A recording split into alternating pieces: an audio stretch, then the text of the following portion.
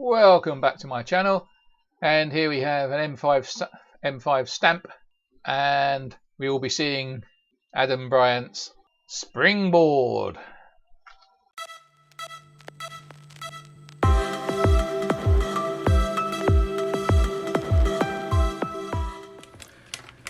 Now this is a stamp, M5 stamp C3, kindly supplied to me by Adam Bryant, so that I can come up with a few ideas of experiments we can do on his board. Bit like an experiment kit. Too much shiny light is there? Let's take a...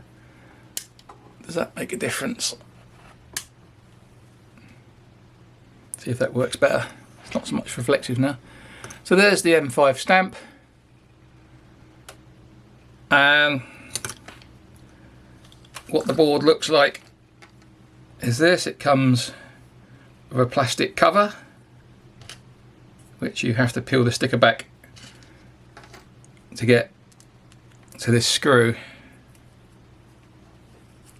You remove the screw and the little cover comes off. We have some headers. They're a bit big. They're going to make the board stand up a bit, but it does mean that you can take the board out and use it in other boards if you want to, so it's worth having the headers, even if it does make it stand up very high. As you can see, it's those headers make it quite tall. But that'll do, and we'll need to solder them on. The solder in my trusty 3D printed holder. Now that solder should go, there's a little hole through there, it should go there. Right, let's solder, and I'm hoping that when we've soldered it, this cover will still go on, so that will be interesting. So shall I play a little bit of music while we solder it on?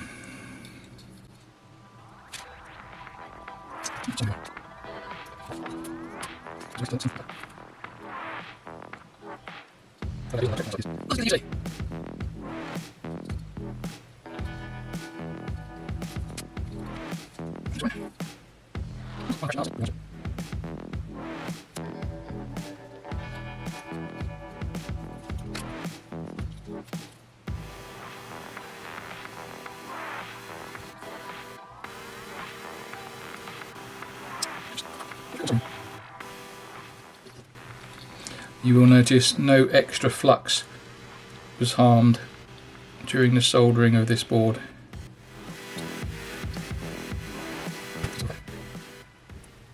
One of the usual reasons that you need extra flux if you're doing a board and it's the first time that you're soldering it is: 1, your components are dirty; 2, your board is dirty.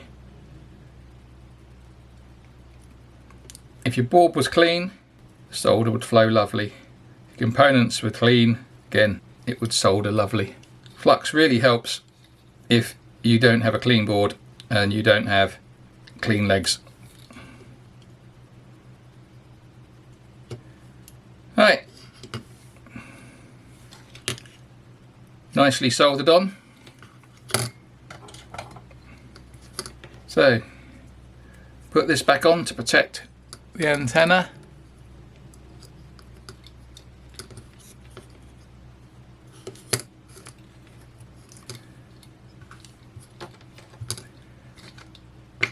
Where did I put the screw? Found the screw. It's fallen on the floor. So let's put the screw in.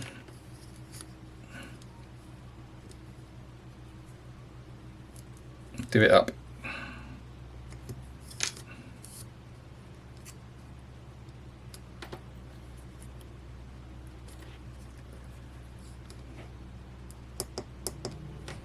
So we have a light under there, we have a clicky button and a clicky button,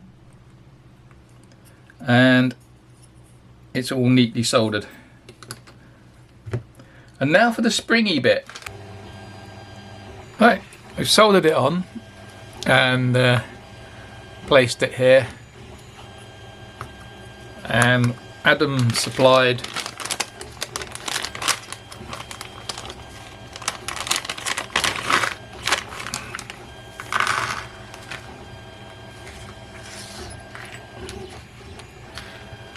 a set of springs, and these springs are in here. Now I found that some were a good push and made a reasonably good contact, so they can just be pushed in. It'll be interesting later to see how they kind of manage to make an electrical connection, whether they maintain it well. But as you can see, some are a little loose. If I go over here, it's a little loose compared to the others, which are, they've got a bit more bite. So they kind of give a nice push fit.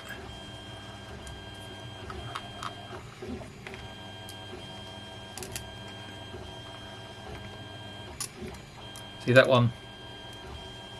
Again, it's quite loose. So try a different one. Oops, wrong way around. That one's reasonably tight.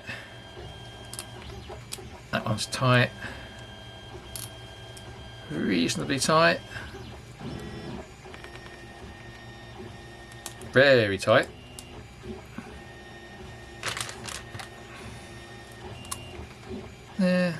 Ish. Pretty damn tight. And this one, which is still loose. Now,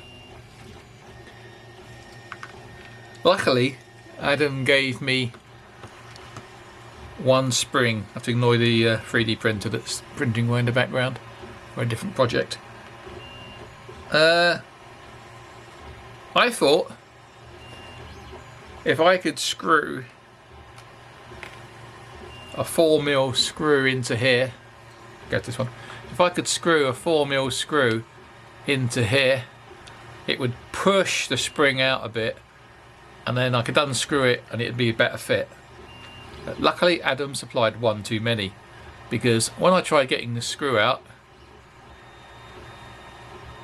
that happened. So didn't do a very good job. But what I have found is if you grip some rings with the pliers and then kind of try and unwind it, it does seem to make the spring change dimension a tiny bit. It's not, still a bit loose, but I'm not sure of any other way of affecting the diameter of a screw, of a spring. See, yeah, it's still a bit loose. So the next thing is I'll have to see if you can solder them. These are going a bit rusty. I'm not sure if you can see these. They've got like a crown, an A&M Win and Tim's.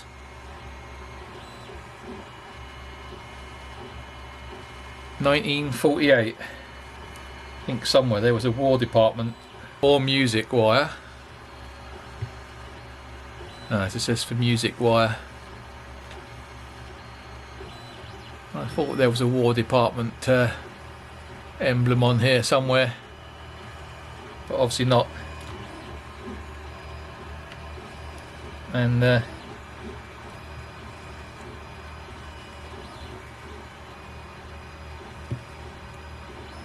try and get rid of the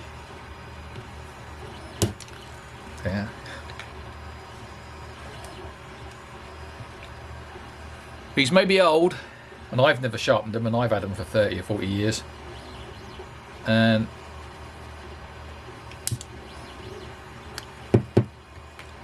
they cut through spring steel, no problem at all. I don't know where I got them from, but they are brilliant. So that's the kind of spare spring. Think of what we can put on here. You know, springs are ideal for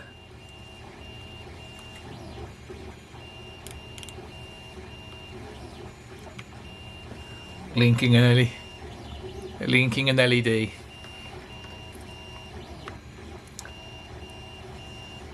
It's only a shame that I was wondering, did they come with us?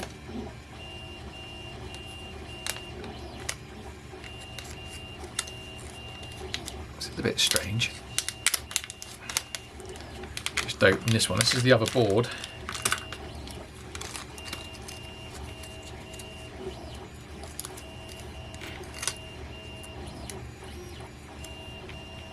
This one seems to have a stick on top, which must mean that one came with a stick on top, which must mean I've lost it. Oops, sorry Adam. Yes, there must have been a stick on top for that somewhere. Don't tell me I didn't stick it on the bottom, did I? No. I'll have to hunt down. It can't have gone far. But if I find the stick on top, I'll stick it on. And this one,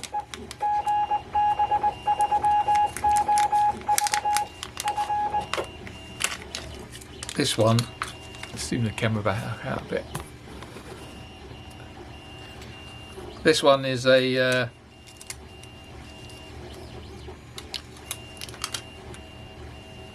the M5 Pico. So I do have the sticker for that one, which I assume you just stick it over the top, and hopefully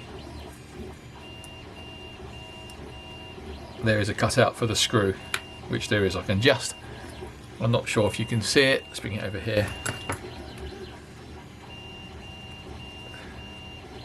There is, there you go, you can see it, a cutout for the screw hole. I'll just pull that out and you'll see it. There you go. There is a cutout, so that can sit, obviously, on top like that. So I'll hunt down the one for that. Hopefully I haven't thrown it away. If not, slap on the wrist. So I think that's enough for this video. The next point is to look at how to talk to it, how to program it, and we'll get it to flash an LED so that